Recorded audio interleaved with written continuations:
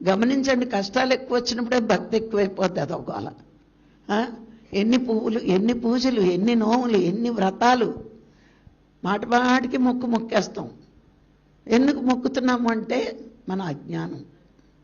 ఆయన ఉండిలో డబ్బేస్తే, ఆయనకి మొక్కులు తీరిస్తే మనకి ఇంకా అన్నీ మంచి జరుగుతాయి.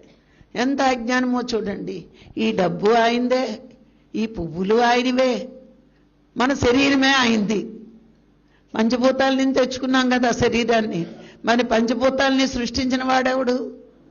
ఆయనే. కానీ అప్పుడు ఈ జ్ఞానం కొంచెం కూడా లేక, నాకున్న దాంట్లో నీకు 10,000 ఉండీలో వేస్తా అంటే ఇదేదో మన డబ్బులాగా,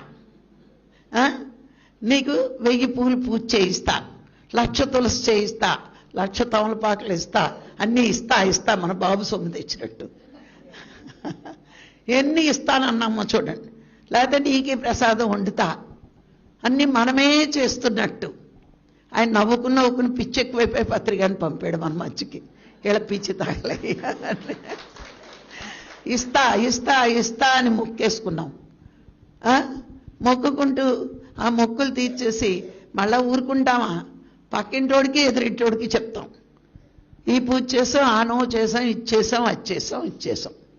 ఎంత అజ్ఞానంతో బతికేమో నిజంగా. ఇప్పుడు తలుచుకుంటే ఈ అజ్ఞానం నుంచి జ్ఞానంలో తీసుకొచ్చిన పత్రిక గారికి ఎన్ని వేల కృతజ్ఞతలు చెప్పుకున్నా మనకి తనివి తీరు.